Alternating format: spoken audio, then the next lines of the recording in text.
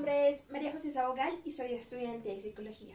Hoy les voy a hablar de algo que me hace muy feliz y me llena el alma. Es de mi fundación, su nombre es Nueva Vida para Todos y se encuentra ubicada en Ciudad Bolívar, en el barrio El Paraíso. Es de niños entre los 4 meses y los 19 años y la misión de la fundación es el manejo del tiempo libre. ¿Cómo hacemos esto? Bueno, con diferentes actividades como grupos de danza, grupos musicales, equipos deportivos, gastronomía, en fin, diferentes formas.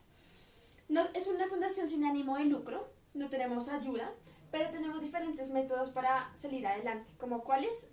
Tenemos padrinos. Los padrinos son esas personas que aportan económicamente a diferentes niños. Tenemos el voluntariado y también tenemos practicantes de diferentes universidades, como lo está la Universidad de La Sabana.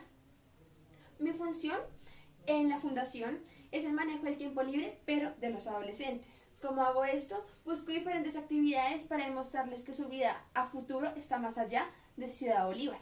¿Cómo hago esto? Bueno, los llevo a diferentes entidades, como lo es la Policía Nacional, el Ejército, emprendimiento como cocineros, como choferes, taxistas, en fin, como para que se den cuenta que están más allá de la pobreza en la que viven. Soy amante de mi fundación. Es una fundación que me ha enseñado lo que realmente es vivir. Es una fundación que me ha enseñado que vivir lo es todo, que sonreír lo es todo y que además de eso me ha llenado el alma con todo su amor y con todo el amor que los niños me dan, ¿no? Estudio psicología porque ellos me motivaron a esto, porque ser feliz y porque darle toda la felicidad que tú tienes a las demás personas vale la pena. Hola, mi nombre es Karen Villalba. Les vengo a hablar de por qué estudio ciencias políticas y cómo mi familia influyó en mi decisión. Para empezar, voy a contar un poco del contexto histórico de mi familia. Desde mis tatarabuelos, todo estuvo influenciado por el quehacer público. La figura más cercana a mí que influyó en mi decisión fue mi bisabuelo, que fue abogado y vivió toda la guerra bipartidista. Era liberal. Durante toda esta época, él nunca permitió que hubiera un goe en la familia, que se les conoce a los conservadores. Por ende, cuando yo llegué a mi casa, a mi familia, estuve rodeada, llena de política, llena de historia y llena de ideología. Desde chiquitica me impartieron valores, ideologías de derecha y por ende también las comparto. Entonces, para entender cómo influyó mi familia en mi decisión, desde chiquitica empecé a escuchar todas las historias de mi bisabuelo con relación a la guerra bipartidista que se vivió en Colombia. Desde ahí yo me empecé a meter en el tema, empecé a investigar y me empezó a apasionar todo lo que llevó esta guerra. Desde ahí noté mi gran ventaja en el ámbito público y en el ámbito de comunicación que tengo con las personas. Eso influyó para mí de una forma extremadamente grande, ya que pude darme cuenta de cuáles son mis habilidades y por qué mis habilidades clasifican en esta carrera. Además, no solo me influyó a mí, también influyó a mis primos que también estudian ciencias políticas o derecho. En conclusión, mi familia marcó gran parte de mi vida y la sigue haciendo de una gran manera. Hola, soy Francisco y les voy a hablar sobre la importancia de la música, más bien el valor de la música en nuestra vida. ¿Quién no ha estado junto a la ventana en una tarde lluviosa, escuchando música, sintiéndose feliz o triste de lo que esté viendo o de lo que esté escuchando? Un artículo publicado en la revista Science de Nueva York trata de un estudio acerca de lo que sucede en nuestro cerebro cuando escuchamos música. Lo que sucede es que cuando la música empieza a sonar, nuestro córtex auditivo se junta con el núcleo accumbens, que es donde se genera este estímulo de neuronas cuando escuchamos la música. A partir de este estímulo en el núcleo accumbens, es que estos científicos que han hecho este estudio se han dado cuenta de que a partir de este estímulo de neuronas, no simplemente se queda aislado, sino que comparte este estímulo a otras neuronas. por ejemplo, ciertas partes del cerebro donde tenemos nuestros recuerdos o donde tenemos nuestro núcleo de nuestras emociones. Para mí, por ejemplo, cuando yo escucho la canción Scientist de Coldplay, me recuerda a esa ciudad en la que yo vivía en Ecuador hace mucho tiempo, en la costa. Por ejemplo, cuando escucho La Flaca, me recuerda a ese festival de música en el que siempre quise cantar y nunca tuve la oportunidad. También, por ejemplo, Believer de Imagine Dragons me recuerda que ese poder de querer ser escuchado, de querer que mis creencias se escuchen, de querer ser importante. También, por ejemplo, la canción Human me recuerda a que soy humano, no soy perfecto, que también busco perdón y también necesito redención. Así que la música se vuelve una parte muy importante y esencial en la vida de cada ser humano y de cómo se siente a través de la música. Es parte de nuestra identidad y es parte de lo que somos. Les vengo a contar mi historia de cómo aprender a quererse y aceptarse uno mismo a través de la experiencia que tuve con trastornos alimenticios. Hace 10 años, durante mi desarrollo como mujer, adelgacé más y por ende sufrí de bullying en el colegio por ser delgada. Esto me generó una ansiedad por engordar, por comer demasiado. Y esto hizo que mi cuerpo no lo aceptara tanta ingesta de alimentos. Entonces pues me enfermé y me di cuenta que necesitaba también ayuda en cuanto al trastorno que estaba desarrollando, que fue bulimia. Entonces fui internada en una fundación especial para chicas con trastornos alimenticios. Lo primero que me enseñaron fue a aceptarme a mí misma, que sin importar lo que digan los demás, yo soy perfecta, Dios me hizo perfecta, mi cuerpo es perfecto, y ya ahí empecé mi tratamiento para dejar la ansiedad de querer comer. Cuando tú no te sientes segura contigo misma, tu cuerpo da muchas señales, y en mi caso fue la ansiedad de comer, la ansiedad de verme gorda. Gracias a Dios superé este trastorno con ayuda de mi familia, con la ayuda de los terapeutas que me ayudaron, y ahora caigo en cuenta de que lo importante es amarse uno mismo antes que amar a los demás. Ese es mi consejo que doy: acéptense, ámense, quieran a su cuerpo tal y como es, y sigan adelante. O sea, no dejen que lo que las personas les digan los afecte, porque a veces eso siempre es por envidia o porque quieren ser como tú eres. En mi caso, la chica que más me hacía bullying era porque ella no podía adelgazar.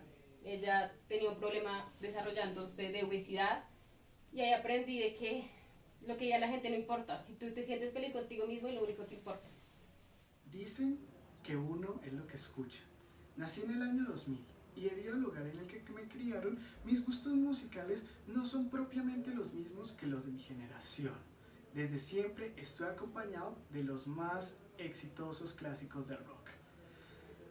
E incluso sé que desde que estuve en el vientre de mi mamá, ella me ponía canciones de Mozart, Vivaldi, entre otras como Yellow Submarine, My Best Friend, Bicycle Ride, las cuales me van a acompañar durante el resto de mi vida. Me encantan los grupos musicales del rock clásico, como lo son Queen, The Beatles, Pink Floyd, Electric Light Orchestra, los cuales, en lugar de aferrarse a las normas tradicionales de su tiempo, decidieron sobrepasarlas, creando canciones inteligentes, incomparables, que demuestran los límites de la creatividad humana. Para mí, una de las voces más impresionantes de su tiempo fue la de Freddie Mercury, el cual es impecable durante su interpretación de Bohemian Rhapsody. Durante este tiempo surgieron solistas inigualables como lo son George Michael, Rod Stewart, Elton John, Bob Marley, los cuales en sus canciones narraban canciones sobre la paz, promoviendo los derechos humanos, estando en contra de la guerra, la desigualdad, haciendo que luches por tus sueños y que nunca te rindas. También hacían críticas a la sociedad por la gran presencia del consumismo y del capitalismo de la época. Tales canciones como Get Up de Bob Marley y Give Peace Another Chance de John Lennon, la cual es un himno que promueve la unidad y que está en contra de la violencia y la guerra. Mi música favorita me inspira, me hace sentir bien, me hace sentir que estoy en otro mundo, me transporta a otros tiempos. Adicionalmente, como dato curioso, se dice que la música es tan fundamental para la vida como lo es el agua, razón por la cual estimula ciertas regiones del cerebro ideales para la memoria, el aprendizaje, el conocimiento, la retención y la atención. Básicamente, esta música inspira alegría. Ahora tú dime, ¿cuál es tu música favorita? Voy a hablar de un tema muy delicado y primero que todo quiero aclarar que esto es totalmente una opinión personal con la que no pretendo ofender ni criticar a nadie y que todos somos libres de tener cualquier posición o pensamiento frente a cualquier caso. Voy a hablar sobre mi posición sobre el aborto. El aborto es un tema demasiado controversial durante los últimos tiempos y es que el 25% de los embarazos terminan en un aborto. Yo personalmente estoy en contra del aborto, pero soy consciente de que existen casos en los que un aborto podría ser totalmente aceptable. Por ejemplo, si hablamos de una violación, pienso que en una violación un aborto debería ser totalmente aceptado porque una mujer no merece estar mirando a un niño que fue probablemente producto del peor momento de su vida y pues obviamente le va a generar muchísimos malos recuerdos. Y el segundo caso es cuando el niño se le detecta cierta enfermedad venérea o que le va a afectar su vida diaria, por ejemplo, que no va a poder vivir como una persona normal y va a estar sufriendo y condenado durante el resto de su vida. Pero de resto pienso que el aborto no es aceptable cuando se utiliza para cubrir las irresponsabilidades que se tienen durante la vida sexual, cuando no existe el cuidado respectivo. Yo personalmente soy hija única y desde que era pequeña lo que más he añorado en la vida es tener un hermanito, pero la verdad desgraciadamente nunca pude tenerlo y mis papás pues han tenido problemas que no les ha permitido tenerlo, pero ellos también desean mucho y por eso nos duele demasiado a nosotros ver cómo hay tantas personas que son capaces de abortar a sus bebés y de hasta tirarlos a la basura en casos especiales. Entonces quiero invitar a las mujeres que si van a tener una vida sexual sea con total responsabilidad porque no saben las consecuencias que pueden obtener de hacerlo de la manera contraria y que si en caso de llegar a quedar en embarazo piensen muy seriamente la decisión que van a tomar y piensen en todas las opciones y que la última de estas sea un aborto. Muchas gracias. Alrededor del mundo, en cada continente, en cada país, en cada ciudad y en cada minúsculo rincón, las personas se están amando. Se canta por amor, se escribe por amor, se ríe y se llora por amor, se vive por amor y se muere por este. Los enamorados dedican montones de cartas con lindos dibujitos y brillitos y cositas lindas, pero especialmente con corazones, con ridículos corazones con un I love you adentro, porque ni siquiera son capaces de amar en español. Tienen la tendencia a creer que el amor nace del corazón, cuando el corazón no siente. El corazón es un órgano que bombea sangre, él no siente. Y es que, siendo realistas, el amor no existe. Ese sentimiento que nos une a todos como sociedad no es más que un fraude, una atracción mental, un juego mental, el más peligroso. Pues según la ciencia, el juego del amor simplemente es un proceso neurológico en el cual se estimulan diferentes partes de tu cerebro, como lo son el segmento frontal, la amígdala, el hipotálamo y muchísimas otras áreas del cerebro, y que también se producen diferentes sustancias químicas como lo son la oxitocina y la vasopresina. Estas dos sustancias estimulan la formación de dopamina, y aquí está la clave del sentimiento del amor. La dopamina es una hormona que lo que produce son las sensaciones que cuando tú estás enamorado sientes. Relajación, placer, satisfacción, todas esas que el mundo siente. Y es que el amor es solo un cóctel químico que se bebe a tu cerebro y que causa todas estas emociones decadentes. ¿Y por qué digo decadentes? Porque amar es comparado con estar drogado. Pues en tu cerebro, cuando estás amando, se estimulan las mismas partes del cerebro que cuando estás drogado, con una droga como la cocaína. Y así, ambas generan dependencia e inestabilidad. Así que para terminar, cuando te digan que si crees que el amor es un juego, di que sí, porque en verdad lo es. Solo espera a que este cóctel químico llegue a su último shot para que se acabe el tal amor. Gracias. El origen del teatro es incierto. Muchos teóricos afirman que el teatro nació en Atenas cuando un poeta y director del coro llamado Tespis se puso una máscara y empezó a desafiar el coro, haciéndole preguntas como ¿por qué las mujeres de Atenas habían sufrido tanto en su construcción? ¿Por qué no había llovido tanto ese año? ¿Por qué los dioses eran así? Surgiendo la tragedia, que viene del tragos, que significa cuerno de cabra, y de oeda, que significa himnos. Eran las personas que con máscaras de cuernos de cabra cantaban a los dioses por 5 días, especialmente a Dionisio en las grandes dionisiacas. Pero ustedes se preguntarán, ¿por qué estoy aquí? Porque posiblemente aquí también nació el teatro. Otros teóricos afirman que el teatro, aunque los atenienses pudieron dejar escrito poemas, cómo se debía conformar el coro, aunque los atenienses dejaron todo lo teórico del teatro, aquí también nació el teatro. Porque teóricos afirman que los indígenas, al adorar a los dioses, se ponían pieles de animales e interpretaban cantos para que a ellos les gustara.